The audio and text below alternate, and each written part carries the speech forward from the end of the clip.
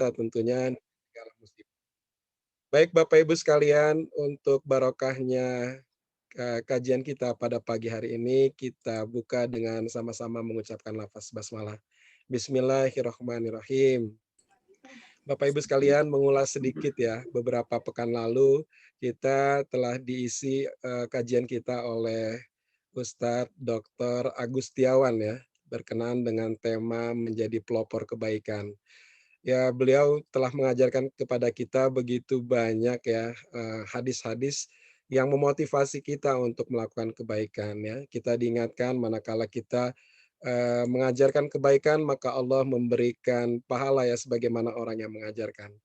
Dan kalau kita lihat fenomena di sekitar kita juga banyak ya Bapak Ibu sekalian pelopor-pelopor kebaikan ya. Ada komunitas di bidang sosial misalkan ya. Kita lihat begitu banyak muncul ya, ada komunitas apa namanya itu peduli pedagang kaki lima, ada komunitas peduli warung tetangga gitu ya. Ada juga komunitas keagamaan seperti One Day One Juice seperti itu ya. Itu pelopor-pelopor kebaikan yang bisa menjadi teladan kita ya untuk kita juga bisa berkontribusi dalam komunitas-komunitas yang mengajak orang lain untuk melakukan kebaikan. Juga tak lupa ya Bapak Ibu sekalian, setiap kebaikan yang kita lakukan itu tentu akan bernilai pahala di sisi Allah Subhanahu wa taala manakala kita senantiasa melakukannya dengan penuh keikhlasan. Dan tentunya juga kita melakukan amal itu dengan ihsan. Nah, pada kesempatan pagi hari ini kita ingin belajar dari guru kita berkenaan dengan ihsanun amal ya, amal yang ihsan. Apa itu amal yang ihsan? Nah, itu yang akan diajarkan oleh guru kita pada kesempatan pagi hari ini. Alhamdulillah telah bergabung bersama kita Ustadz Edi Chandra. Kalau saya boleh bacakan sebentar biodata beliau. Beliau lahir di Jakarta pada 7 Mei tahun 1972 ya Tat ya. Suaranya masih di mute Tat. Ya, Assalamualaikum. Waalaikumsalam warahmatullah. Beliau bekerja selaku dosen Tat ya di YIN Syekh Nurjati Cirebon Tat ya. Syekh Nurjati Cirebon. Syekh Nurjati Cirebon.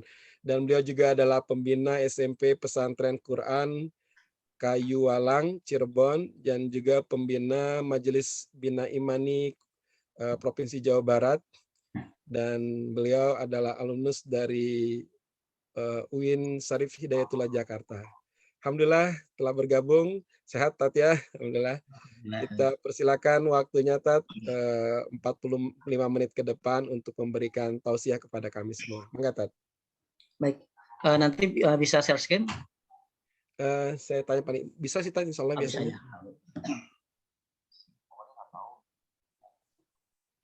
Dicoba dulu Tat, mudah-mudahan bisa. Baik, bismillahirrahmanirrahim. Assalamualaikum warahmatullahi wabarakatuh. Waalaikumsalam.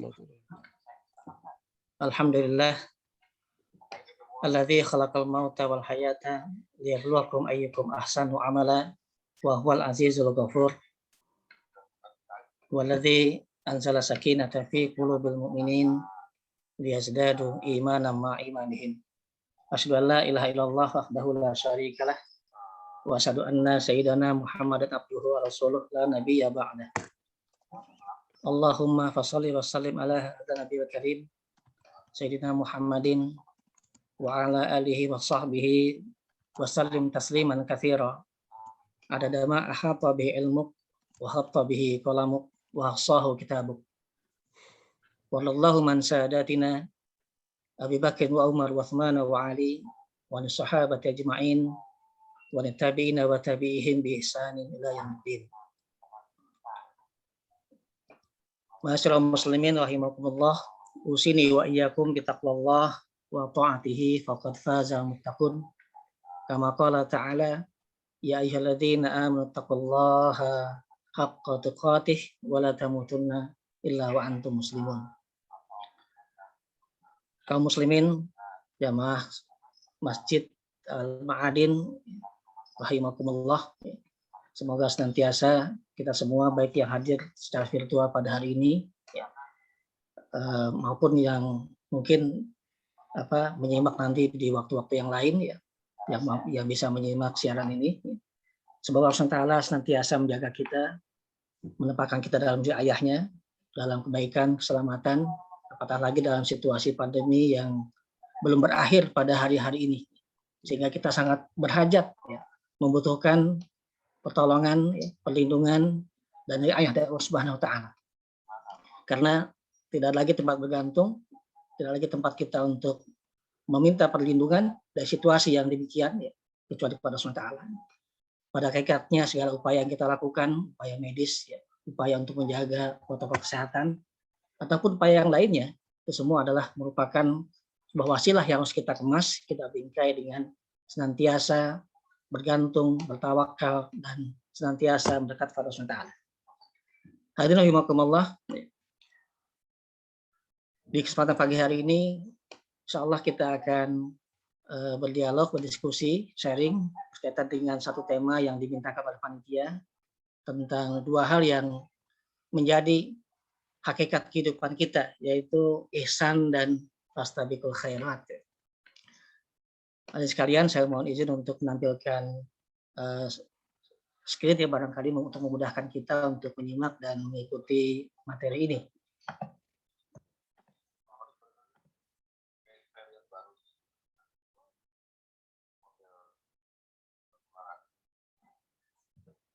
Apa sudah tertayang? Bisa terlihat? Sudah, Tat. Maka, Tat. Alhamdulillah. Baik, jamaah rahimakumullah. Kita punya tema yang cukup menarik dan penting sebetulnya. Terlihat sederhana, ya, tapi sebetulnya esensinya sangat luar biasa.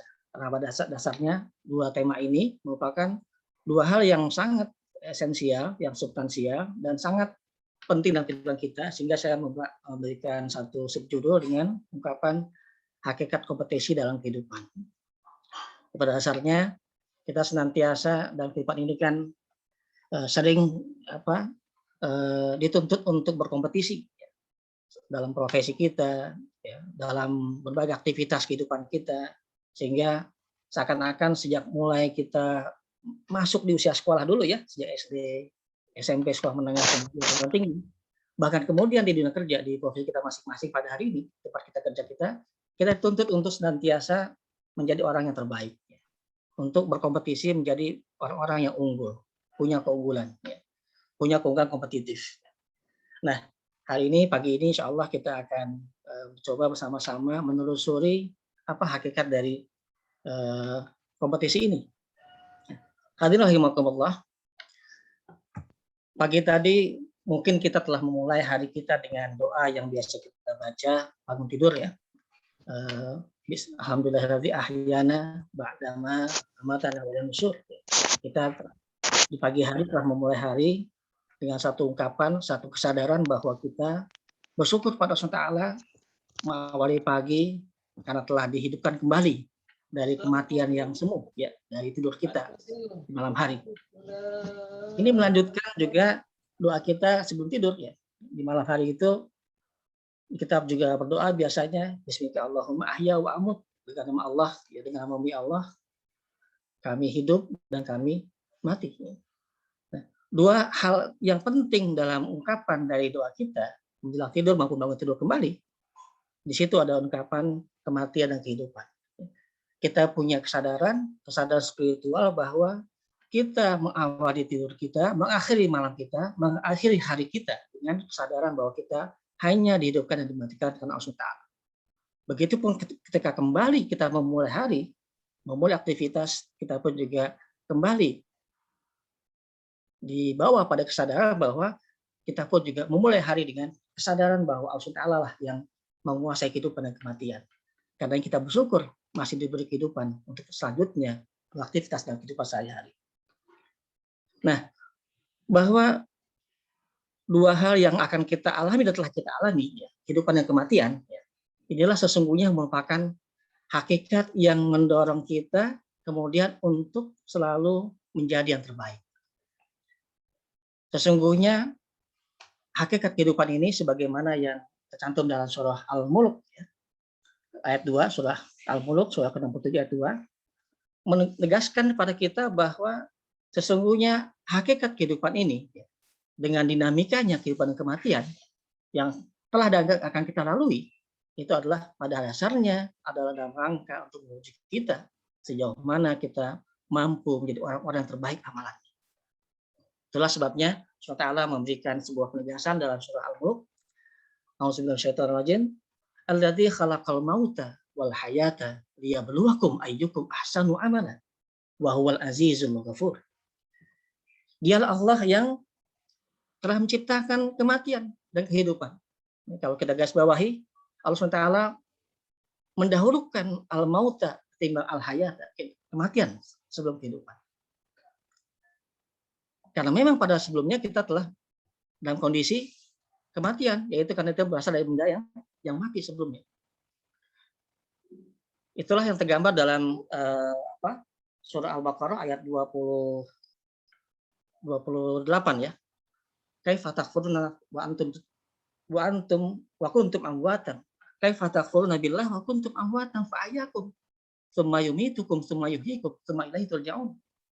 Dan surah Al-Baqarah ingatkan kepada kita bahwasanya kita akan menjalani dua macam kematian dan dua macam kehidupan yang itu berurut. Ya. Wa kuntum amwatan fa ahyakum. Ya. Bagaimana mungkin kalian kita semua akan mengingkari Allah SWT? Padahal dialah Allah yang dulu telah ketika kita dulu dalam keadaan mati, ya belum diciptakan, masih menjadi benda mati. Wa kuntum amwatan fa ahyakum, Allah hidupkan kita. Di sini amwatan fa ahyakum.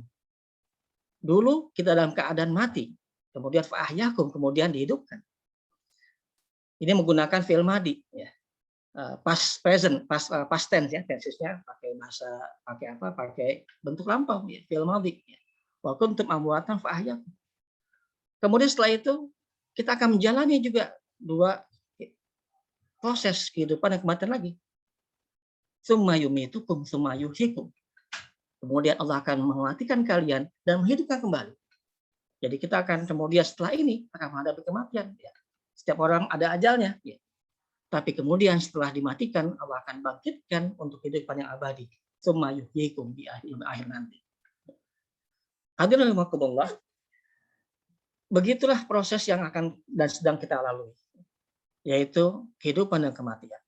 Tapi esensi dari itu semua, kematian telah kita lalui dan akan kita jalani, kehidupan yang telah dan akan kita jalani nanti, baik dunia maupun akhirat.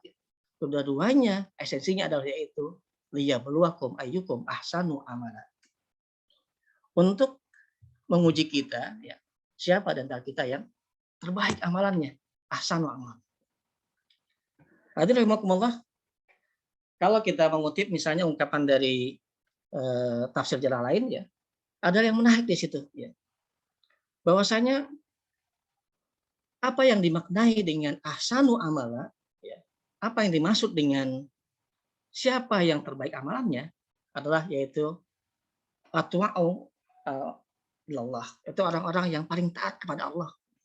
Siapa dan kita yang kemudian dalam kehidupan ini menunjukkan ketaatan yang lebih kepada Allah SWT, yang paling taat kepada Allah SWT. Bahkan dalam beberapa tafsir yang lain, misalnya diungkap pendapat dari Imam Tabi'in yang mengatakan yang dimaksud itu di samping yang paling taat adalah yaitu akhlasoha ilallah. Itu orang-orang yang paling ikhlas kepada Allah SWT. Yang paling ikhlas kepada Allah SWT. Hadirin rahimakumullah, karenanya hakikat keberadaan kita hari ini, ya kita ada dalam kehidupan hari ini dan juga nanti, sesungguhnya adalah untuk membuktikan siapa dan kita yang terbaik alamatnya di sisi Allah Subhanahu wa Ta'ala. Hadirin rahimakumullah, Al-Quran tidak kurang dari 4 ayat yang mengutip ungkapan redaksi ahsanu amala ini.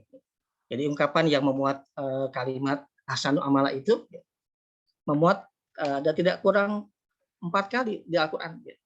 Di samping dalam surah Al-Mulk ini, kita akan juga menemukan ungkapan yang menegaskan bahwa hakikat kehidupan itu, hakikat keberadaan kita, bahkan hakikat nikmat yang kita terima adalah dalam rangka untuk membuktikan dan menguji kita siapa dan kita yang terbaik amalannya.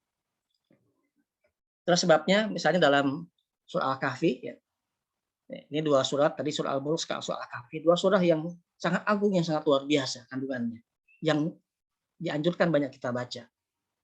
Nah, dan surah Al-Kahfi ayat 7 misalnya juga Allah SWT secara spesifik nanti juga memberikan gambaran bahwa bahkan yang kita nikmati di dunia ini, yang kita rasakan sebagai anugerah, semua kenikmatan, perhiasan, kebaikan dan sebagainya adalah juga dalam rangka untuk menguji kita siapa dan kita yang terbaik amalannya. Di ayat ke-7 Allah berfirman, "Inna ja'alna ma'al ardi zinatan laha linabluwahum ayyuhum ahsanu amala."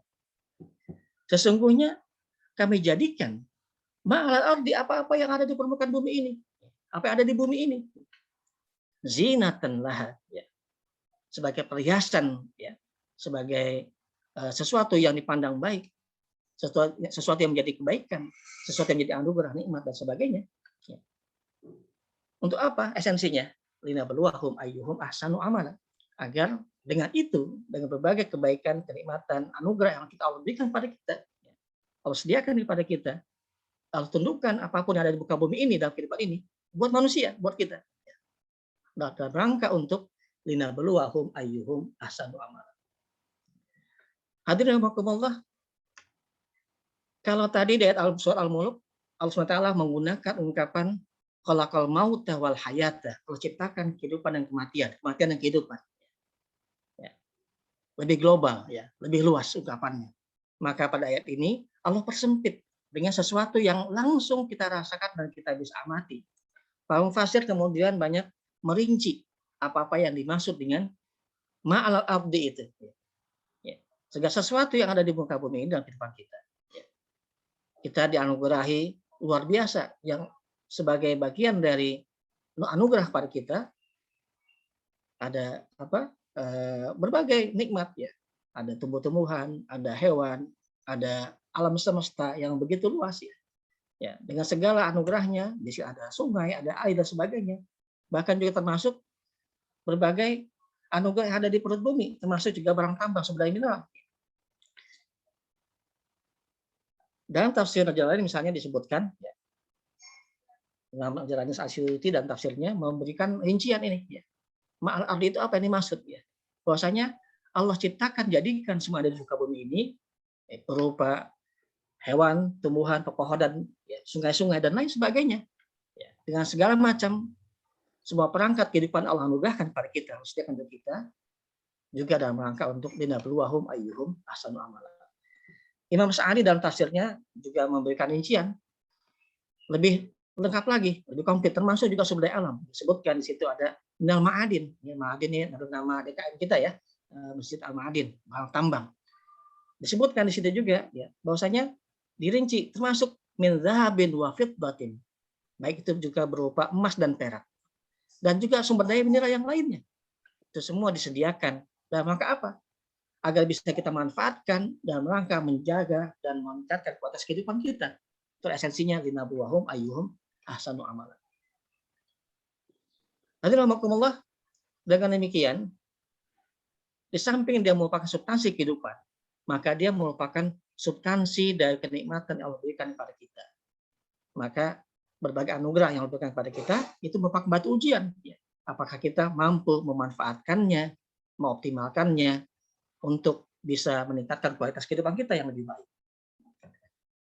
Tadi Allah, begitupun dalam surah yang lain, di surah di surah Hud, ya, ayat ke-7, ya, kita juga akan menemukan bahwa dalam redaksi yang juga mirip, ya, tapi dengan mengungkap beberapa fenomena kenikmatan yang lainnya, fenomena penciptaan yang lainnya, Allah SWT juga menegaskan, wa huwal ladzi khalaqas samawati wal arda fi sittati ayyam wa kana 'arsyu 'alal ma' liyabluwakum ayyukum ahsanu amala. Dan dia Allah yang juga telah menciptakan bumi ini dalam 6 masa. Dan sesungguhnya wa kana 'arsyu 'alal ma'. Kemudian sesungguhnya sebelum ini singgasana Allah itu ada di air. Kita sementara tidak masuk ke sini dulu pembahasan lebih lanjut tentang makna dari arasnya ini yang ada di atas air, ya. Tapi di samping mengungkap hakikat penciptaannya, dan mengungkap hakikat keberadaan Allah sendiri, ya, Allah SWT kemudian memberikan penegasan, bukan cuma sekedar mengungkap hakikat ciptaannya, tapi juga mengungkap tentang wa kana arsyu 'alal ma, fenomena zatnya, fenomena keberadaannya.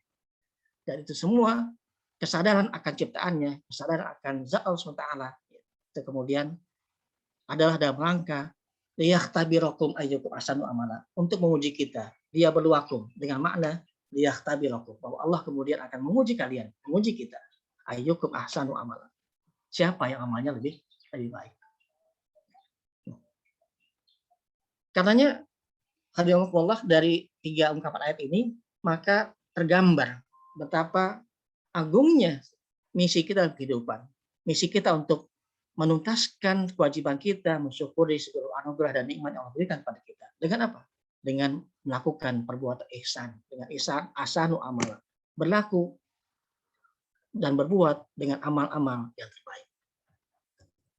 Sesungguhnya bagi orang-orang yang melakukan amal terbaik ini, maka balasannya luar biasa.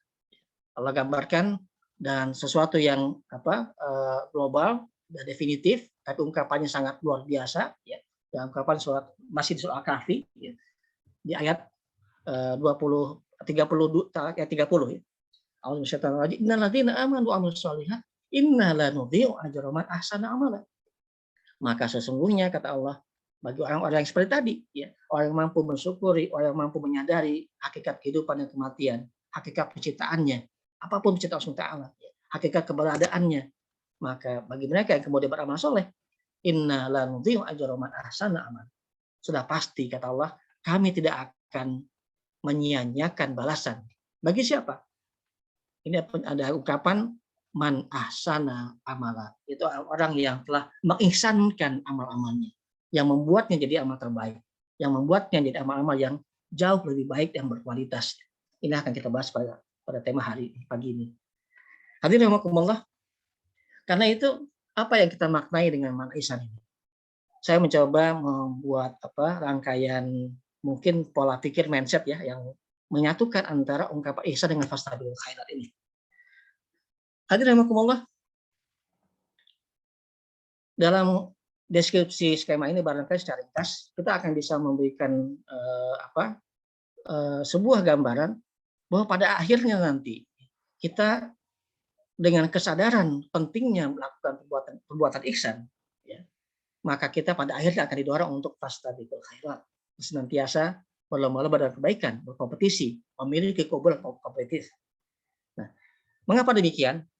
Yang pertama, ayat-ayat tadi dalam surah Mulk maupun surah Al-Kahfi itu menggambarkan tentang ihsanullah, kebaikan Allah pada kita. Apa kebaikan pada kita? Allah anugerahi kita kehidupan dan kematian. Allah anugerahi kita dengan ciptaannya di muka bumi yang luar biasa ditundukkan untuk kita. Dengan berbagai anugerah tadi itu, ya, berupa ciptaannya, hewan, tumbuhan, dan berbagai sumber daya yang lainnya ada di muka bumi ini. Ya, itu semua adalah bentuk dari ihsanullah. Allah telah berihsan kepada kita. Dan pada akhirnya, seharusnya dan sudah sewajarnya ketika kita merasakan Allah telah berbuat baik pada kita. Begitu banyak, begitu luar biasa, begitu dahsyat anugerah yang Allah berikan pada kita. Dan itu semua tidak mungkin kita hitung. Wa in ta'uddu nikmatallah la tuhsuha. Tidak mungkin kita mampu menghitung nikmat itu. Dan itulah merupakan ihsanullah kepada kita. Allah telah berbuat ihsan kepada kita.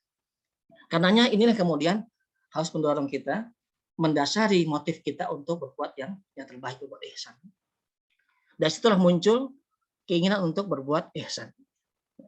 Maka kesadaran akan hakikat kehidupan, kesadaran akan hakikat ciptaannya, kesadaran akan hakikat kepada Allah SWT, itu sesungguhnya sudah sepantasnya mendorong kita untuk senantiasa berbuat ihsan, berbuat kebaikan.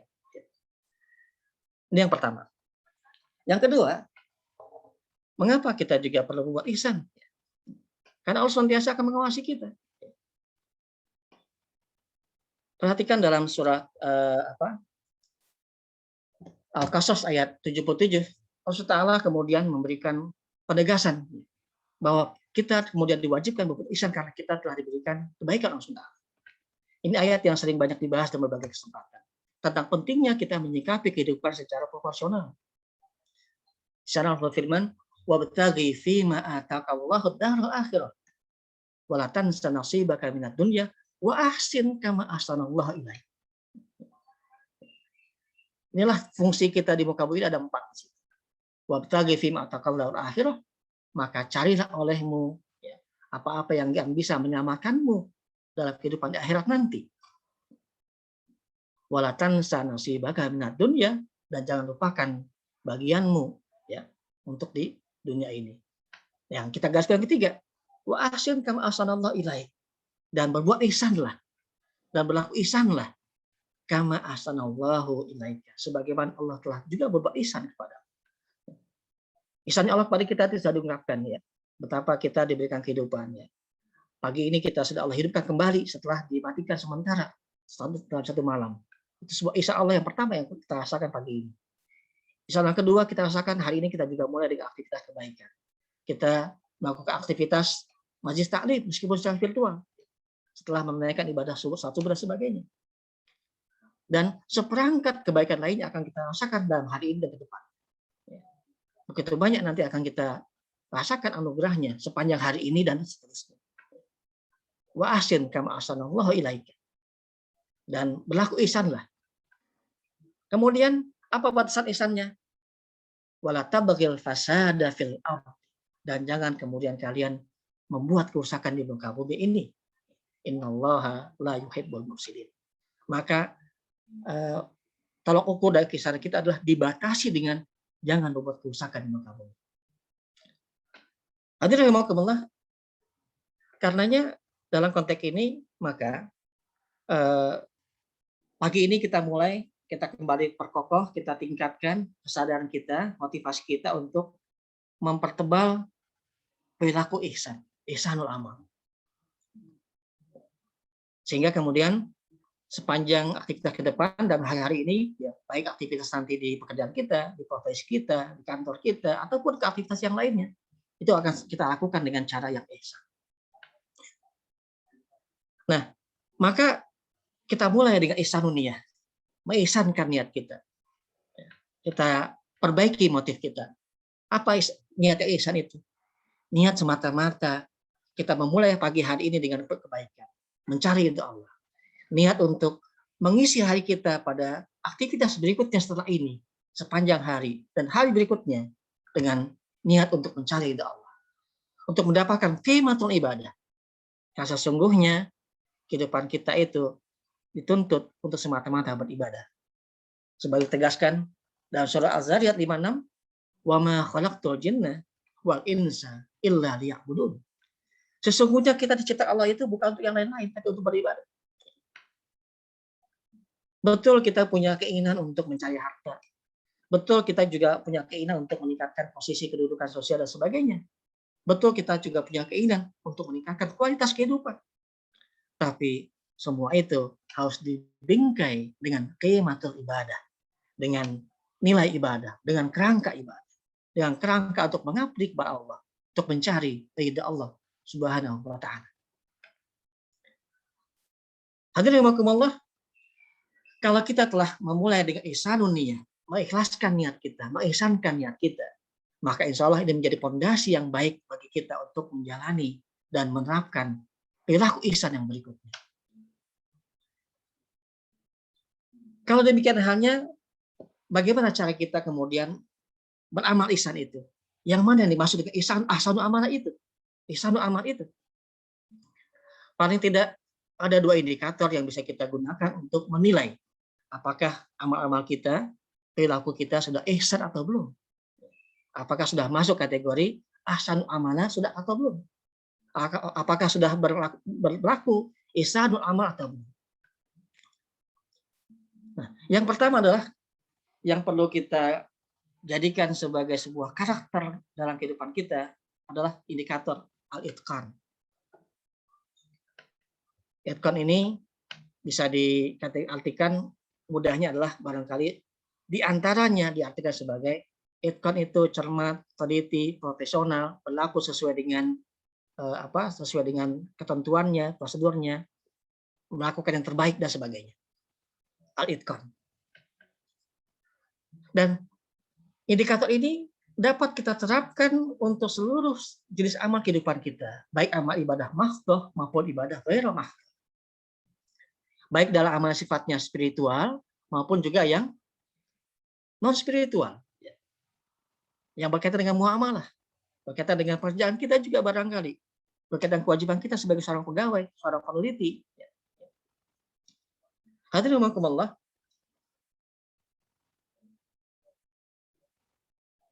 dalam sebuah ungkapan hadis Rasulullah memberikan penegasan pada kita, baginda Rasul pernah bersabda dalam sebuah hadis, Innallaha katabal ihsana ala kulli syai. Sesungguhnya Allah SWT telah mewajibkan bagi kita untuk berlaku ihsan dalam segala hal. Ini memberikan gambaran yang global, ya, yang makro, tidak dibatasi, tidak definitif, indefinite. Bahwa kita diminta berlaku ihsan itu dalam berbagai hal. Bahkan dicontohkan dalam hadisnya, yang pertama misalnya, فَإِذَا ذَبِحْتُمُوهُمْ فَأَحْسِنُوا الذِّبْحَ. Jika seandainya kalian, dicontohkan adalah kemudian menyembelih hewan, sebentar lagi kita akan ada ibadah kurban, ya. Maka ihsannya dalam menyembelih juga ada, gitu. Dengan cara apa? فَأَحْسِنُوا الذِّبْحَ, maka berlaku ihsanlah, ikonlah dalam menyembelih. Apa ikonnya dalam menyembelih itu? Dengan menggunakan prosedur yang benar, menajamkan pisaunya, tidak menyakiti hewan yang disembelih dan sebagainya. Nah, bayangkan, dan aktivitas yang terlihat tidak berkaitan langsung dengan perilaku ibadah mahdhah, itu tegaskan perilaku ihsan. Menjadi contoh, menjadi deskripsi tentang bagaimana perilaku ihsan itu sehari-hari. Nah, kalau dalam menyembelih hewan saja, ya tidak berkaitan dengan kita langsung, tapi berkaitan dengan oleh yang lain, hewan, ya, binatang, ternyata itu pun juga kita diminta berlaku ihsan. Diminta untuk mengitqankan penyembelihannya. Diminta untuk menyempurnakan penyembelihannya. Agar tidak ada yang tersakiti. Luar biasa, ya. Sebagai muslim kita diajarkan, jangan manusia, ya. Hewan saja pun jangan sampai tersakiti oleh kepentingan kita. Maaf Allah yang lain yang mungkin lebih rendah dari kita, dari manusia, hewan yang kita sembelih itu pun dijaga agar jangan sampai tersakiti oleh kita. Ya, meskipun kita sembelih untuk kepentingan kita, tapi diminta untuk dijaga agar tidak menyiksa, ya, dengan cara yang lebih baik. Ya. Nah, bayangkan apatah lagi kehidupan yang lain. Dan kehidupan sehari-hari kita berinteraksi dengan manusia, di tempat pekerjaan kita, di kantor, di rumah, di masyarakat, ya, dengan tetangga, kerabat, dan sebagainya. Maka tentu lebih penting lagi untuk kita agar menjaga agar jangan sampai ada orang-orang yang tersakiti, ya. Baik karena lisan kita maupun juga karena tangan kita, perilaku kita. Karena bagian Rasul juga menegaskan sebuah hadis yang lain bahwasanya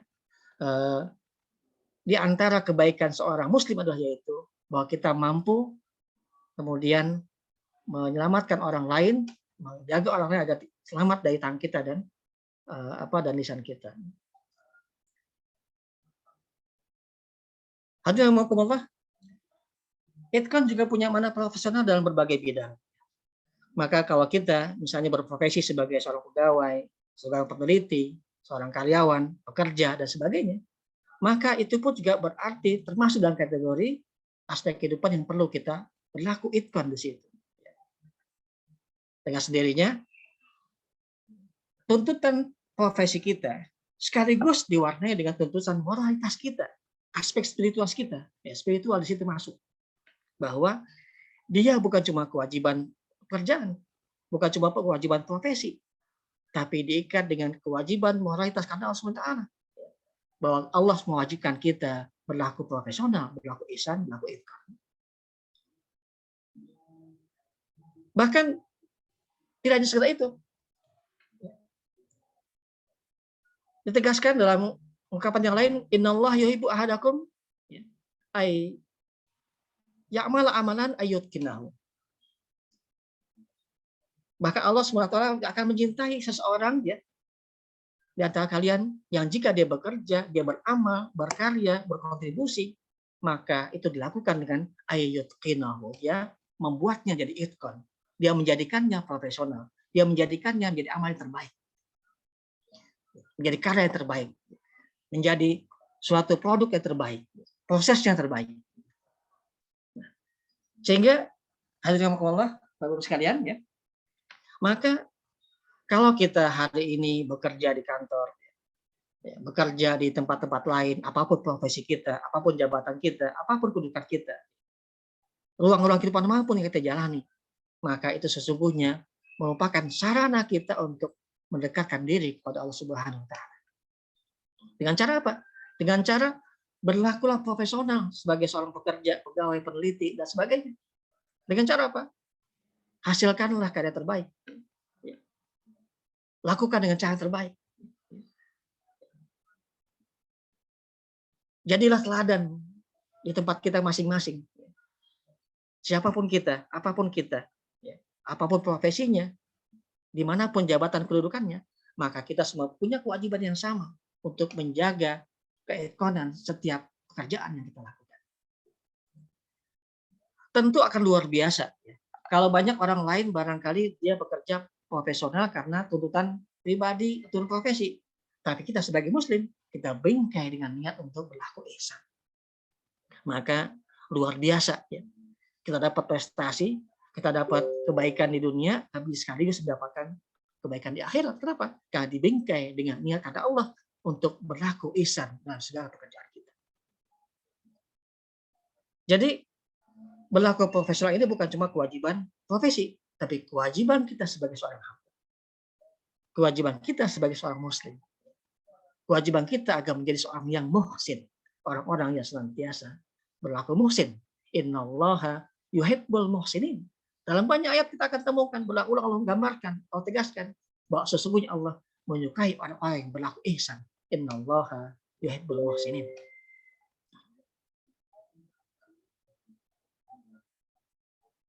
Apa batasannya? Agar tidak keluar dari perilaku ihsan, yaitu menjaga agar tidak merusak, tidak berbuat kerusakan. Karenanya sebaliknya, dalam banyak ayat tadi sebagaimana juga diungkapkan dalam ayat Al-Qasas tadi, wala tabghil fasada, setelah ungkapan wa ahsin kama ahsanallahu ilaika wala tabghil fasada fil ardh. Apa ukurannya batasannya ihsan itu? Tidak jatuh pada perilaku yang buruk, perilaku yang merusak, perilaku yang bisa menghancurkan. Karenanya orang-orang yang punya perilaku membuat kerusakan, membuat kehancuran, membawa pada keburukan, maka itu dicela oleh Allah. Innallaha la yuhibbul mufsidin. Sebaliknya Allah juga mengulang berkali-kali dalam banyak ayat ungkapan sesungguhnya Allah tidak menyukai orang berbuat kerusakan. Innallaha la yuhibbul mufsidin. Maka Allah tidak mencintai, tidak menyukai orang-orang berbuat kerusakan yang membawa pada kerusakan di masa depan. Maka dengan demikian perilaku ihsan itu luar biasa mencakup semua aspek kehidupan. Kalau kita sebagai seorang muslim, maka kita tidak ingin meninggalkan kehidupan ini menjadi lebih buruk ke depan. Jangan sampai generasi berikutnya, anak cucu kita kemudian mewarisi bumi dan kehidupan yang lebih buruk dari kita. Kenapa? Karena perbuatan itu adalah sebuah perbuatan yang tidak Allah sukai, tidak Allah cela langsung. Innallaha la yuhibbul mufsidin wa la tabghil fasada fil ardi. Dan jangan kalian berbuat kerusakan di muka bumi. Hadirin rahimakumullah, dengan demikian begitu luas ya ruang lingkup kita untuk berlaku profesional, berlaku itqan dalam kehidupan ini. Menjadi seorang pekerja yang mungkin. Kalau kita mengerjakan sesuatu apapun kegiatannya, aktivitasnya kita kerjakan dengan itqan, dengan mungkin. Ya. Beribadah juga mungkin. Bermuamalah juga mungkin. Ya. Berlaku dalam berbagai aktivitas kehidupan sehari-hari juga mungkin. Kita coba agak itqan di situ. Ya. Jadi kalau istilah itqan ini juga dipakai oleh para penghafal Quran. Ya. Orang yang hafal Quran dengan baik, dengan benar, ya, bukan cuma sekedar hafal, itu disebut hafalnya mungkin. Nggak sekedar hafal. Ya. Tapi dia mampu betul-betul menghafal dengan profesional. Tanpa salah, betul-betul hafal. Ya. Ya, dibolak-balik juga tetap hafal. Itu hafal Al-Quran. Begitupun dengan amal kita yang lain. di profesi kita, di pekerjaan kita yang lain. Kalau kita lakukan dengan baik, ya, minim kesalahan, dengan sebaik-baiknya, dengan cermat, dengan teliti, dengan kualitas yang bagus, dengan kualitas terbaik, ya, dengan keunggulan yang bisa kita lakukan dalam prosesnya maupun juga produk yang dihasilkannya, ya, maka itu semua adalah merupakan kategori itqan atau mutkin. Maka jadilah kita orang-orang yang mutkin, orang yang profesional, orang yang itqan. Hadirin rahimakumullah, karenanya menjadi kewajiban moral kita karena landasan iman kita, maka insya Allah hari ini dan hari berikutnya kita akan memulai pekerjaan kita di kantor, mungkin di tempat pekerjaan lainnya, ya, dimanapun berada, apapun tugas kita masing-masing, tanggung jawab kita masing-masing, apapun tupoksi kita, maka itu semua menjadi bagian dari kewajiban kita untuk kita kemas dengan baik, ya. Kita lakukan dengan terbaik. Apatah lagi dalam konteks amal-amal ibadah, amal-amal spiritual, ibadah makhluk. Maka itu juga sudah semestinya biar kita bingkai dengan amal-amal yang terbaik. Ya. Bukan amal-amal yang tahawur, bukan kerja-kerja yang sembarangan. Tahawur itu bahasa Indonesianya ngawur, gitu. Sembarangan. Gitu. Nah, yang pertama. Maka indikator pertama, apakah kita telah berlaku Islam amal, yaitu apakah kita telah menjaga kualitas pekerjaan kita, kualitas amal kita dalam proses yang terbaik dan dalam produk yang terbaik. Yang kedua, kita akan bisa menjaga kualitas ihsan kita, ihsan amal kita adalah dengan indikator kedua, yaitu tuntas. Jawadatul ada. Apa maknanya? Maka seorang muslim dimanapun berada, apapun tugas pekerjaannya, apapun kewajibannya, ketika dia dibebani, diwajibkan atau mendapatkan sebuah pekerjaan, tugas, kegiatan, maka dia akan kerjakan secara tuntas. Nah, ini menegaskan bahwasanya kita nggak cukup hanya sekedar prosesnya baik, nggak cukup hanya prosesnya yang baik, tapi juga bagaimana akhirnya.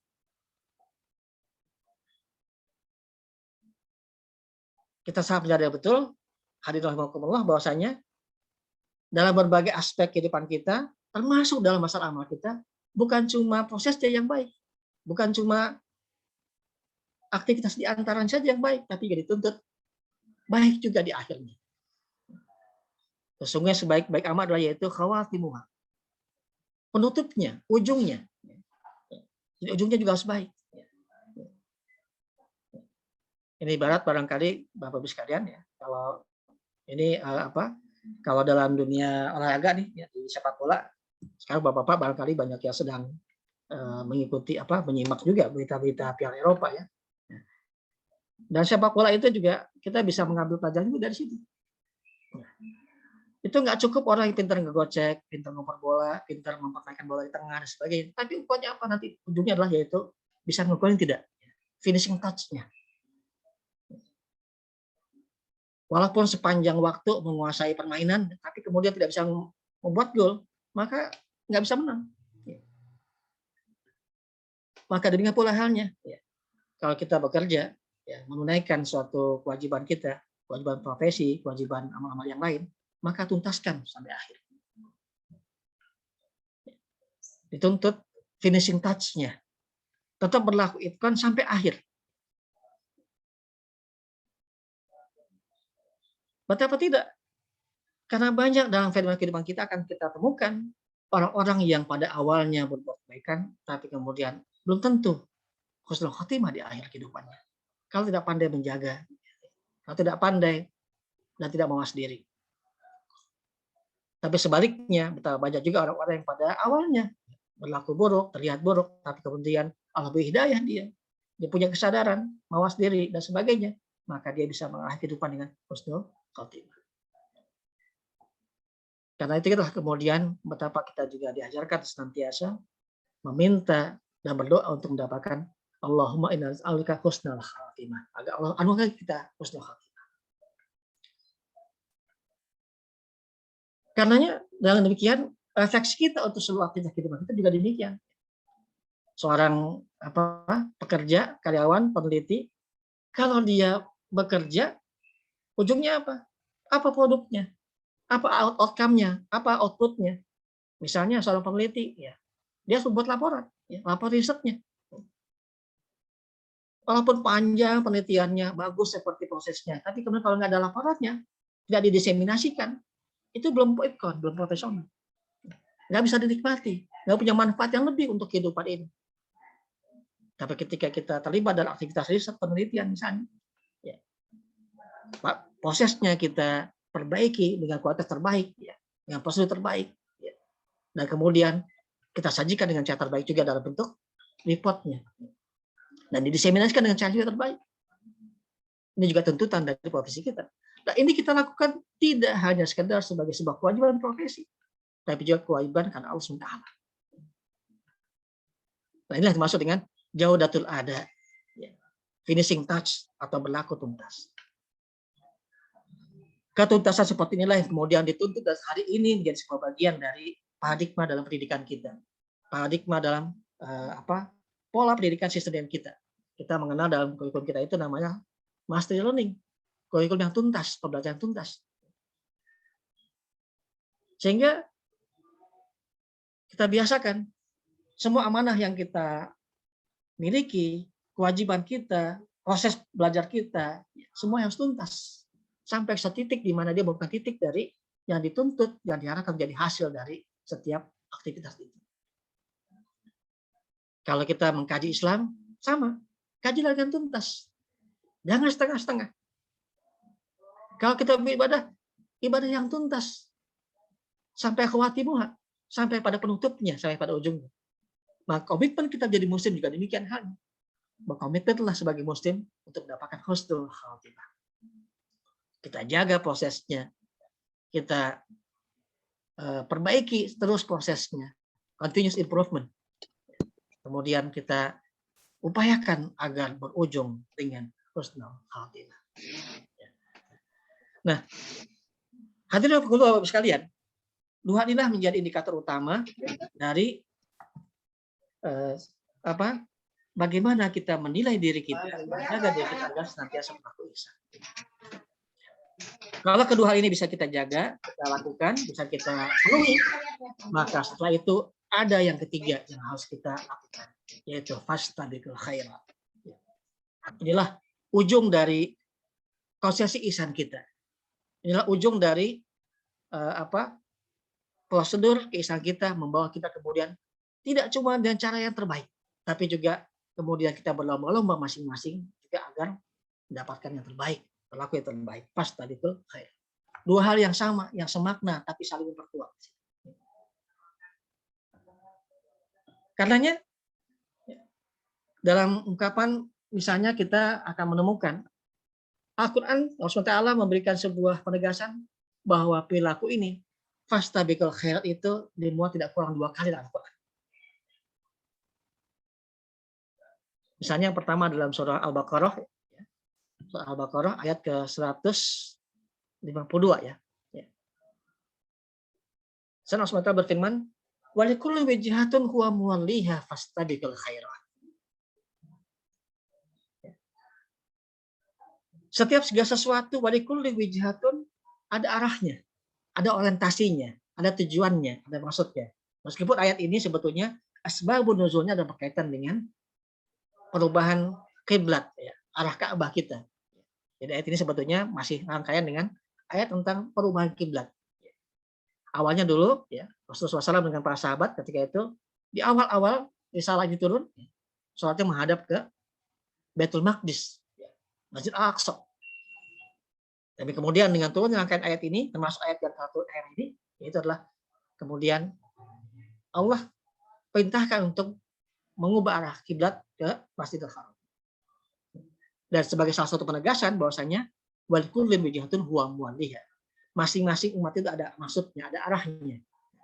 Nah, di sini awalnya ayatnya adalah dimasukkan untuk menjelaskan bahwa setiap umat itu ada kiblatnya. Maka kiblatnya umat Islam kemudian mengarah pada Masjidil Haram. Dirubah dari Masjid Aqsa ke Masjid Al-Haram. Tapi ini juga punya gambaran bahwasanya Wijihatun itu bukan cuma sekedar kita maknai, ya. Implikasinya adalah dalam kita hari ini bukan hanya kiblat. Setiap orang, setiap sesuatu, setiap kelompok, setiap manusia itu punya orientasi yang berbeda-beda kadang-kadang. Ada keragaman di situ. Ada perbedaan maksud dan tujuan. Suatu hal yang sangat lumrah, ya, sunnah kauniyah di situ. Ya. Di antara kita punya orientasi yang mungkin spesifiknya berbeda satu dengan yang lain. Punya cita-cita hidup yang berbeda-beda. Punya ambisi yang mungkin juga berbeda. Tapi ada catatannya. Meskipun kita punya orientasi yang beragam, secara spesifik dia berbeda, tapi fastabiqul khairat. Maka hendaklah kalian berlomba-lomba dalam kebaikan. Ayat ini melengkapi orientasi hidup kita yang tadi ditegaskan dalam kalimat ihsanul amal. Wa ahsin kama ahsanu ilaika. Ahsanu amal. Nah, bukan cuma sekedar beramal yang terbaik, tapi juga mari saling berlomba yang menjadi yang terbaik. Kalau tadi ahsanu amal lebih berdimensi adalah kita self competition. Kita berkompetisi dengan diri kita akan menjadi dan menjadikan diri kita orang-orang yang terbaik. Agar terus meningkatkan proses amal kita menjadi amal yang terbaik. Berkompetisi dengan diri kita sendiri. Hari ini kita harus lebih baik dari yang kemarin. Besok harus lebih baik dari hari ini. Amal kita besok harus lebih baik dari hari ini. Inilah ihsanul amal. Kita dituntut untuk berkompetisi dengan diri kita.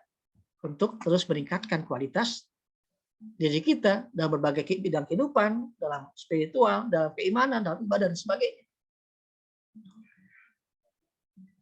Tapi kita juga punya kewajiban fastabiqul khairat. Berkompetisi dengan eksternal, dengan sesama muslim, agar juga membuktikan agar kita menjadi yang lebih baik. Tapi bukan untuk menganggap diri paling baik. Nah, ini harus kita garis bawahi. Tugas kita adalah kemudian agar mencoba meraih yang Allah gambarkan, yang bahwasanya ukuran kemuliaan adalah ketakwaan. Inna akramakum indallahi atqakum. Maka kita bercita-cita, punya keinginan, punya kemauan untuk menjadi yang lebih bertakwa. Agar apa? Agar lebih mulia di sisi Allah SWT.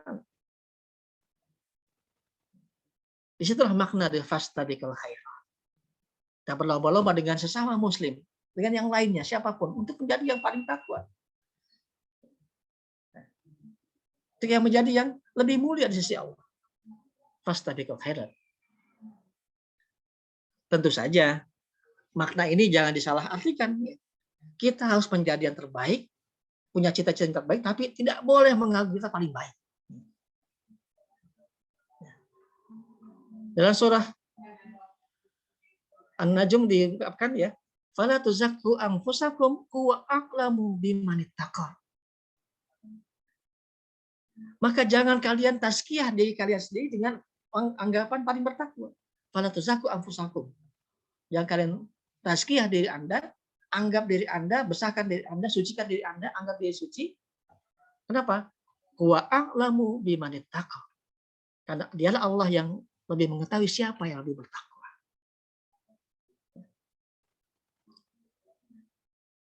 Ini esensi yang kedua di luar setelah ihsanul amal tadi, yaitu kita berfastabiqul khairat, mencoba menjadi yang terbaik dan lebih baik dari yang lain, menjadi umat terbaik, orang terbaik. Hakikatnya adalah Bapak Ibu sekalian, kita ini harus menjadi bagian dari khairul ummah, maka kita harus jadi manusia yang terbaik juga. Umat muslim itu umat terbaik, walaupun hari ini mungkin kita kok merasa kok seperti kita bukan terbaik. Kenapa? Jangan-jangan karena kita sendiri yang kemudian masih belum terbaik. Maka karena itu berlomba-lombalah menjadi muslim yang terbaik dalam berbagai bidang di tempat masing-masing. Kalau kita jadi muslim terbaik. Kalau kita menjadi pekerja terbaik. Menjadi pegawai terbaik. Jadi peneliti terbaik. Maka harus ada motivasi dalam diri kita. Motivasi yang motifnya adalah spiritual, religius itu ya, komitmen moral, pada dasar keimanan untuk menjadi yang terbaik.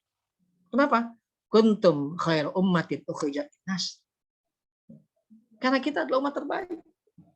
Maka umat terbaik itu tidak mungkin terbentuk, terwujud kalau bukan diisi oleh orang-orang terbaik juga. Dulu peradaban Islam ini luar biasa. Sampai abad pertengahan, ya,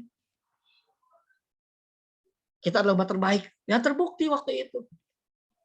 Dalam ilmu pengetahuan, dalam peradaban, dalam berbagai hal kebudayaan. Semua dulu ditunjukkan bahwa kita telah menjadi terbaik pada masa lalu. Di abad ke-8, abad pertengahan. Kita menghasilkan para penemu-penemu. Kita menghasilkan para inovator, ya, yang luar biasa. Berbagai cabang ilmu pengetahuan dilahirkan oleh umat-umat Islam, ulama Islam. Perhatikan misalnya, ya, cabang ilmu kimia sebagai contoh. Ya. Kita mengenal, ya, ada ulama ilmuwan besar, ya. Saya sebut juga ulama. Ya. Abu Musa Jabir bin Hayyan, bapak ilmu kimia modern. Dialah membangun lab pertama kali yang merubah dari ilmu kimia yang tadinya mitos, ya, menjadi ilmu kimia yang berbasis pada eksperimen, ya, ya, berbasis pada percobaan. Karenanya dia yang pertama membuat lab dengan segala perangkat alat labnya itu. Tapi dia juga seorang Muslim yang luar biasa keimanannya dan juga menjadi seorang guru juga, ulama juga. Bahkan dia bukan cuma sekedar dikenal sebagai bapak ilmu kimia, tapi juga dikenal sebagai seorang yang punya gelar As-Sufi Al-Awwal, yang spiritualitasnya diakui sebagai sufi yang pertama. Karena dia murid dari seorang sufi yang luar biasa. Seorang yang aktivitas sehari-hari juga diwarnai dengan moralitas dan spiritualitas. Bahkan ada dalam satu risalahnya itu, beliau menuliskan ada doa yang panjang yang dilakukan sebelum dia melakukan percobaan di laboratorium. Di satu risalahnya dituliskan, ketika beliau akan memulai pagi untuk melakukan eksperimen di labnya, maka dia memulai di malam dengan bertahajud, berdoa kepada Allah, dengan munajat pada Allah. Untuk apa? Agar diarahkan menghasilkan karya terbaik dari hasil pekerjaan nanti ketika dia di laboratorium. Nah, itu tergambar dalam karya tulisannya yang beliau tuliskan. Ada doa yang panjang yang beliau tuliskan untuk memberikan dimensi spiritual dari pekerjaannya sebagai seorang saintis ilmuwan. Nah, apa maknanya? Karena keberadaannya sebagai seorang ilmuwan itu juga diikat oleh bingkai spiritual, bingkai keimanan. Motifnya untuk berkarya dilandasi oleh motivasi spiritual, keimanan pada saudara. Motifnya dalam rangka ibadah, agar kontribusinya dalam bidang saintis keilmuan itu juga dibingkai dengan bingkai keimanan, punya nilai ibadah. Karena itu, Bapak-Ibu sekalian, Allah, dengan demikian kita tidak akan pernah memisahkan ini pekerjaan dunia, ini akhirat, ini kerjaan kantor, ini kerjaan masjid, ini ibadah, ini bukan ibadah. Tapi kita satukan semuanya dalam satu bingkai yang sama untuk menjadi yang terbaik dalam berbagai bidang. Jadi muslim teladan dalam bidangnya masing-masing. Alangkah indahnya kalau seandainya, ya, ketika kita menjadi muslim teladan dalam bidang kita masing-masing, orang melihat kita, oh itulah contoh muslim yang terbaik. Oh dia adalah pegawai terbaik. Oh dia adalah pekerja terbaik. Dia adalah ilmuwan terbaik. Dia adalah peneliti terbaik dan sebagainya. Tapi semua ditunjukkan dengan kebaikan akhlaknya, kebaikan ibadahnya, kebaikan pribadinya. Luar biasa. Bahkan dengan cara itulah maka kita sesungguhnya secara tidak langsung telah berdakwah, menyerukan Islam dengan perilaku kita, dengan karya kita, dengan prestasi kita. Karenanya, hadirin rahimakumullah, ya, inilah barangkali, ya, yang mungkin menjadi esensi, ya, yang penting bagi kesadaran kita untuk senantiasa berbuat yang terbaik. Dengan demikian, ya, begitu pula lah kemudian di ayat yang lain juga Allah SWT memberikan gambaran tentang pentingnya fastabiqul khairat. Bahkan ketika Allah SWT menggambarkan tentang keragaman di antara kita, keragaman dalam berbagai hal, ya, bahwa kita juga menyadari betul umat Islam ini beragam, ya, beragam cara pandangnya, ya, beragam minhatnya. Tapi ketika kita menyadari bahwa kita punya keragaman dalam tubuh kita sebagai seorang muslim, apa tuntutannya? Maka kita lihat dalam ayat ini di surah Al-Maidah 48, terus Ta'ala memberikan penegasan. Wa anzalna ilaka kitaba bil haqqi musaddiqan lima baina yadayhi minal kitab wa muhaiminan alaihi fahkum bainahum bima anzalallah wa la tattabi' ahwa'ahum amma ja'aka minal haqq. Nah, kita akan coba garis bawah di sini ya. Likullin ja'alna minkum syir'atan wa minhaj. Sesungguhnya Allah jadikan bagi kalian itu syir'atan wa minhaj. Ada yang berbeda-beda ya dalam hal syir'atannya maupun minhajnya. Bahkan Allah tegaskan juga, walau sya Allah la ja'alakum ummatan wahidah. Kalau Allah mau, Allah kehendaki, maka Allah akan jadikan semua umat jadi satu. Nggak ada keragaman. Tapi nggak demikian. Ya, pada kenyataannya, faktanya, kita ini beragam. Ya, umat Islam itu beragam. Potensinya beragam. Ya, orientasinya mungkin secara spesifik bisa berbeda. Walaupun orientasi utama adalah karena Allah SWT beribadah. Tapi secara spesifik mungkin dibingkai dengan tambah dengan orientasi yang lain. Aktivitasnya berbeda. Ya. Tujuannya juga cita-cita berbeda barangkali. Tapi keragaman itu pada akhirnya kemudian mungkin juga menimbulkan pembentukan komunitas, ya. Kelompok, golongan, ormas yang sama-sama karena Allah SWT. Maka kalau itu terjadi, bagaimana sikap kita? Walakin liyabluwakum fima atakum fastabiqul khairat. Itu semua untuk menguji kita ya, tentang apa yang telah berikan kepada kita semua itu. Seluruh nikmatnya, seluruh keragamannya, seluruh keragaman potensi, keragaman kebaikan, anugerah yang begitu beragam. Kita berbeda pendapat, kita berbeda pendapatan, kita berbeda pandangan, kita berbeda orientasi, berbeda sikap dan sebagainya dan beberapa hal. Tapi untuk itu semua, maka Allah ingatkan fastabiqul khairat. Maka berlomba-lomba dalam berbuat kebaikan. Berlomba-lomba untuk berbuat dan berkarya. Untuk berkontribusi dengan terbaik. Untuk menghasilkan yang terbaik. Dengan demikian, maka kita tidak akan disibukkan oleh sesuatu yang bisa merenggangkan hubungan dengan sesama muslim. Tidak. Ya. Tapi kita akan disibukkan dengan bagaimana kita saling berkompetisi dengan cara yang baik. Ya. Kita akan sibuk berkarya. Sibuk berbuat, beramal. Orientasi kita adalah amal. Orientasi kita kerja. Nah, karenanya inilah hal yang cukup mendasar yang barangkali juga perlu kita sama-sama perkuat ya. Inilah makna dari fastabiqul khairat tadi. Sehingga dan demikian, Bapak Ibu sekalian rahimakumullah ya. Inilah barangkali yang bisa saya sampaikan ya. Mohon maaf kalau ada kekurangan dan juga mungkin agak kepanjangan ya. Semangat sekali untuk menyampaikan topik-topik yang menarik ini ya. Semoga Allah memberikan kita hidayah inayahnya. Semoga Allah SWT memberikan kita ya kekuatan, kesabaran, tawakal, keselamatan, dan sekaligus juga memberi kekuatan untuk beramal dengan cara yang ihsan dan kemudian kita masing-masing berfastabiqul khairat. Afa binkum, aku qouli hadza wa astaghfirullakum. Assalamualaikum warahmatullahi wabarakatuh. Waalaikumsalam warahmatullahi wabarakatuh. Wah, subhanallah Ustaz ya, ini Bapak Ibu sekalian, Ustaz sudah memaparkan kepada kita begitu luas ya, sehingga kita membuka cakrawala berpikir kita apa itu ihsan. Kemudian dalam hal apa saja kita harus ihsan, indikator ihsan itu seperti apa, tadi semua sudah Ustaz jelaskan. Bapak Ibu sekalian, ini izin Tat, di chat sudah ada pertanyaan dari saudara kita ini. Alhamdulillah, mudah-mudahan saudara kita ini dalam kondisi diberikan kesehatan ya. Saudara kita ini menanyakan begini, Tat, kita kan punya keterbatasan waktu, Tat ya. Kemudian ya sebatas-bataslah pemikiran, kemudian dan lain-lain. Nah, apakah kita harus pilih-pilih mana amalan prioritas, Tat gitu. Ya. Termasuk juga dalam ibadah, Tat ya. Dengan kondisi mungkin faktor usia dan sebagainya, apakah kita juga harus memilih-milih mana yang mempunyai keutamaan lebih tinggi seperti untuk kita lakukan terlebih dahulu. Mangga, Tat, silakan. Ya, baik, terima kasih, luar biasa nih ya. Ini pertanyaannya memang betul, kita menyadari betul kita punya keterbatasan. Ya, sumber daya kita, usia kita, mungkin fisik kita juga, ya, betul. Pengalaman kita, ilmu kita, sebagainya. Betul. Maka apa strategi kita? Sederhana. Maka pilihlah amal terbaik kita di mana. Pilihlah medan amal kita di mana. Ya. Baik dalam ibadah mahdoh maupun ghairul mahdoh. Dalam ibadah mahdoh kita, ada banyak amal yang bisa kita pilih sebagai amal unggulan kita.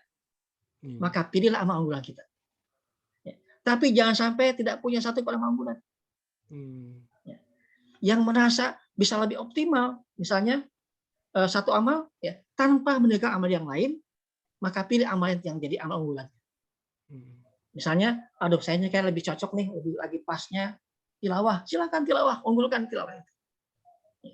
Yang punya amal, contohnya apa nih, saum, perkuat saumnya silakan dengan berbagai saum yang sunnah yang tersedia. Yang punya kemampuan potensi mungkin barangkali karena dia kalau saum nggak kuat gitu kan, misalnya fisiknya, apa yang lain itu sholat sunnah kuat yang itu, sholat malam dan sebagainya. Maka pilihlah amal unggulan kita tanpa meninggalkan atau menafikan amal yang lain. Ya, pintu surga itu banyak. Ya, ada pintu siam, ada pintu sholat, pintu Quran, pintu tilawah dan sebagainya. Pilihlah itu. Ya. Tapi yang jangan sampai terjadi nggak punya pintunya yang spesifik. Nah, silakan ya. Kenali diri kita. Bahkan juga bisa jadi mungkin kita punya masanya berubah-ubah. Bulan ini lagi moodnya banyaknya amal yang mana? Ya. Silahkan. Ya. Jadi futurnya kita tidak futur meningkatkan amal, tapi futurnya berpindah dari satu amal ke amal yang lain. Ya. Kalau lagi sini udah nggak kurang lagi kurang mood, yang cocok pindah ke amal yang lain. Yang penting ada amal yang unggulannya. Jangan sampai sama kayak tidak ada. Ya silahkan kita bisa berpindah dari satu amal ke amal yang lain, tapi dengan amal yang terbaik di situ. Yang lainnya mungkin agak pas-pasan, oke lah. Tapi tanpa meninggalkan amal yang fardu. Begitupun dalam ibadah ghairul mahdoh, profesi kita, pekerjaan kita. Kita punya banyak kewajiban, ya. Jadi peneliti, jadi ini, jadi itu, di organisasi, aktif di mana, di macam-macam, silakan. Ya. Tapi dari sekian banyak tanggung jawab kita, pekerjaan kita, kewajiban kita, maka pilih satu yang paling bisa dioptimalkan. Mungkin juga nggak bisa kita tegakkan, tapi nggak bisa optimal, nggak apa-apa. Tapi satu bisa difokuskan menjadi amal yang unggulan. Maka jadi di situ jadi tempat terbaiknya. Di mana paling bagusnya? Para ulama menyebutkan, ini kalau konteksnya adalah konteks dalam amal dan dakwah, misalnya begini, ya. Setiap orang kita sebetulnya ada dai. Kita ini adalah dai sebetulnya. Ya. Dengan cara menjadikan semua pekerjaan kita sebagai ladang dakwah. Meskipun dengan dakwah bilhal. Dakwah dengan keteladanan, dakwah dengan contoh. Maka kan luar biasa kalau seorang peneliti jadi karya terbaik dirujuk gitu ya. Dia teladan. Tapi dia dikenal orang juga orang yang muslim yang baik. Maka kebaikannya sebagai seorang muslim yang punya prestasi itu bisa membuat orang terajak kepada Islam. Oh, beginilah kalau menjadi peneliti yang baik. Ternyata muslim jadi orang yang juga punya komitmen moral, komitmen ibadah. Itu berdakwah. Jadi silakan dimanapun ya. Yang tidak boleh adalah jangan sampai nggak punya sama sekali. Ininya amal unggulannya, amal gacuannya, amal terbaik. Nah, mudah-mudahan kita semua bisa menemukan ya dua hal ya. Satu, cari amal terbaik kita dalam ibadah mahdoh. Yang kedua, cari juga medan kontribusi kita yang juga menjadi amal unggulan kita. Ya. Yang di situ orang kemudian mengenal kita sebagai orang yang bisa diteladani, orang yang bisa menjadi contoh dalam kehidupan. Ya. Semoga Allah berikan kita kekuatan untuk bisa mengambil pelajaran dan mengambil dua hal itu, amal terbaik dalam ibadah mahdoh dan amal terbaik dalam profesi kita masing-masing. Wallahu a'lam bishawab. Tanya Pak Ustadz. Oh ya, silakan Pak Gunawan. Silakan Pak Gunawan. Assalamualaikum warahmatullahi wabarakatuh. Waalaikumsalam. Terima kasih Pak Julius. Saya bertanya gini Pak Ustadz, dalam perjalanan hidupnya, dalam perjalanan berdirinya Islam itu sampai sekarang itu kan mengalami peperangan Pak Ustadz. Ini mungkin pertanyaan agak nyeleneh tapi karena tidak ada salahnya saya tanyakan Pak. Nah, pada saat berperang itu Pak Ustadz, kita memerangi atau melawan musuh yang akan menghancurkan Islam, termasuk juga orang-orangnya, bukan ajarannya saja. Itu kan berperang itu kalau kita tidak membunuh ya dibunuh. Nah, kita juga dalam berperang tidak bisa mencari-cari sasaran mana yang supaya mempercepat kematian lawan, misalkan tidak. Nah, pada saat musuh itu tumbang dan dia tergelepar-gelepar kesakitan, apakah kita biarkan sampai dia mati sendiri, menemui ajalnya, atau disembelih saja supaya mempercepat kematiannya? Nah, itu kan kelihatannya sadis, menyembelih, padahal kan untuk mempercepat dan meringankan penderitaan dia. Nah, bagaimana menurut ajaran Islam? Yang satu itu Pak Ustadz, yang kedua kami hanya memohon Pak Ustadz bahwa di acara doa penutup nanti Pak Ustadz, kami mohon berkenan kiranya Pak Ustadz menyelipkan doa untuk salah seorang pengurus kami DKM Al-Ma'adin yang baru saja kemarin wafat dipanggil Allah Subhanahu wa taala, dan beliau bernama Pak Dadang Sarip Hidayat. Pak Dadang Sarip. Terima kasih Pak Ustadz. Ya, mengatakan. Baik, ini luar biasa nih ya. Jauh ininya imajinasinya ya. Imajinasi ya. Gak apa-apa Tat, mengatakan. Baik, yang pertama hadis tentang ihsan itu juga menggambarkan juga faida qataltumuhum fa ahsinul qitlah. Jadi hadisnya kan pertama tentang zibah, menyembelih hewan ya. Nah, ini juga sama, hadisnya melanjutkan tuh, seperti hadis itu masih berlanjut. Jika kamu berperang, ya, berperangan masa fa ahsinul qitlah. Membunuh juga bunuh yang baik. Ya, ini kalau udah peperangan sekalipun, ya, malah kita nggak sekarang tidak ada kondisi itu ya. Ada hukumnya sendiri tentang itu. Tapi kalaupun secara syariat harus membunuh, itu juga harus membunuh yang baik. Ya. Perhatikan dalam sebuah dalam perang Khaybar, sahabat Ali bin Abi Thalib. Ya. Ali bin Abi Thalib itu ketika beliau dalam perang Khaybar itu sudah hampir membunuh musuh, ya, sudah membunuh musuh. Tapi ketika dia sudah hampir membunuh itu, si musuh ini lawannya ini kemudian meludahi sahabat Ali, kalau malu wajah, diludahi. Marah sahabat Ali ini. Tapi dia kemudian menghentikan, nggak jadi dibunuh. Kenapa? Dia takut membunuh bukan karena Allah, takut karena emosinya, segitunya gitu ya. Jadi secara moral saja demikian ya. Dia tidak mau kalau terpaksa membunuh itu karena bukan karena emosi. Begitupun juga dalam konteks hudud pidana Islam ya. Kalau seandainya ada hukuman mati dan sebagainya, itu juga sama, nggak boleh menyiksa. Bayangkan hewan saja kok kita nggak boleh menyiksa ya, apalagi manusia.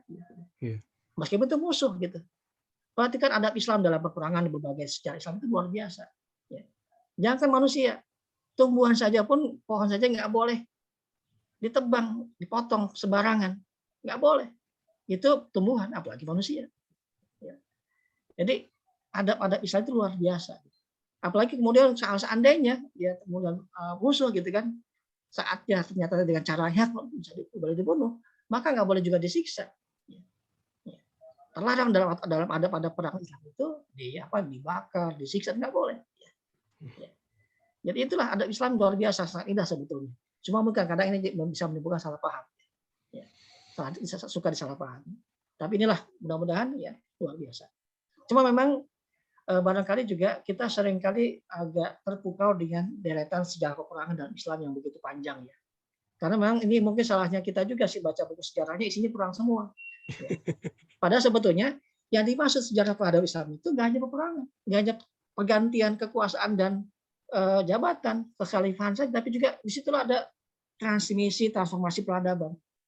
Ya. Harusnya sejarah Islam kita juga baca bagaimana peradaban Islam itu berkembang, bukan cuma peperangannya, bukan cuma sejarah politik, tapi juga sejarah peradabannya. Bagaimana ilmu pengetahuan berkembang, bagaimana dia kebudayaan itu dibangun, bagaimana dia menjadi juga teladan dalam kehidupan, bagaimana dulu kota-kota Islam itu jadi pusat peradaban, dari manapun dari Eropa juga datang belajar ke dunia Islam, ke Baghdad, ke Kufah, ke Basra dan sebagainya. Nah, inilah mungkin salah satu tantangan kita ke depan. Yang mudah-mudahan kita akan semakin bisa menyempurnakan wawasan kita tentang Islam dengan lebih baik, lebih sempurna, komprehensif, sehingga kemungkinan syubhat ataupun salah pandang tentang Islam jadi bisa lebih tereliminir. Baik, terima kasih. Ya, alhamdulillah. Maka Bapak Ibu tinggal satu pertanyaan penutup sebelum nanti Ustadz tutup dengan doa kalau masih ada yang ditanyakan.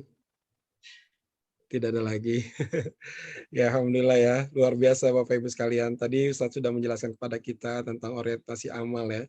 Bahwasanya kita didorong untuk profesional, berlomba-lomba dalam kebaikan, tapi bukan menganggap diri kita paling baik tadi itu suatu catatan yang perlu menjadi highlight kita ya pada kesempatan ini. Baik Bapak Ibu sekalian, karena sudah masuk pukul 6:44, kita masih harus kerja WFH ini Tat, karena banyak kasus COVID juga di kantor. Sebelum untuk kita tutup, kita minta kepada Ustadz untuk memimpin doa. Tadi ada pengurus Tat, Pak Dadang, yang telah mendahului kita. Dan juga ada beberapa juga Tat, ini anggota jamaah kita yang sedang sakit Tat. Kita mohonkan doa semoga diberikan kesembuhan. Mangga Tat. Auzubillahiminasyaitonirrajim. Kita sama-sama menundukkan hati kita dan juga khusyuk kita ya. Semoga Allah menjawab doa kita. Auzubillahi bismillahirrahmanirrahim. Alhamdulillahirabbil alamin. Hamdan na'imin, hamdan syakirin, hamdan yuwafi ni'amahu wa yukafi mazidah. Ya Rabbana hamdu kama yanbaghi laka wa Allahumma rabbana ighfir lana wa liwalidina wal ikhwanina alladziina sabaquna bil iman wa taj'al fi qulubina ghillan lil ladzina amanu wa innaka ra'ufur rahim. Allahumma ighfir lil muslimin wal muslimat wal mu'minin wal mu'minat al ahya'i minhum wal amwat innaka samii'un qariibun mujibud da'wat. Ya Allah ya Qadir hajat. Allahumma ighfir li akhina Pak Dadang ya. Allahumma ighfir lahu warhamhu wa'afihi wa'fu anhu wa akhim muslimahu wa wasi' madkhalahu waj'al jannata maswahu. Allahumma ighfir lahum warhamhum wa'afihim wa'fu anhum. Allahumma ighfir lahum warhamhum wa'fu anhum. Allahumma la tahrimna ajrahum wa la tahrimna ba'dahum. Allahumma ighfir lana wa li walidina wal ikhwanina alladzina sabaquna bil iman wa la taj'al fi qulubina ghillan lil ladzina amanu rabbana innaka ra'ufur rahim. Allahumma rabbana arina haqqa haqqan warzuqna tiba'ah wa arina batila batilan warzuqna tinabah. Allahumma inna abiduk banu abidik banu ima'ik nawasina biyadik maudin fina hukmuk adlun fina qada'uk nas'aluka Allahumma bikulli ismin huwa lak sammaita bi nafsik aw anzaltahu fi kitabik aw ista'salta bi nafsika fi ilmil ghaibi innaka an taj'alal Qur'anal azima rabi'a qulubina wa nura sudurina wa jalaa'a ahzanina wa dhahaba humumina wa ghumumina. Allahumma la tada' lana dhanban illa ghafarta wa la hamman illa farajta wa la dayna illa qadaita wa la maridan illa syafaita wa la maridan illa syafaita wa la maridan illa syafaita wala hajatan min hawaij dunya illa qadaitaha bi rahmatika ya arhamar rahimin. Allahumma fa'anna bala wal baba wasyada'id wal bihan ma zuhal min batan min baladina hadza khas wa min buladil muslimin am innaka ala kulli syai'in qadir. Allahumma rabbana atina fid dunya hasanah wa fil akhirati hasanah wa qina adzabannar. Subhana rabbika rabbil izzati amma yasifun wa salamun alal mursalin walhamdulillahi rabbil alamin. Bi barakatil Fatihah.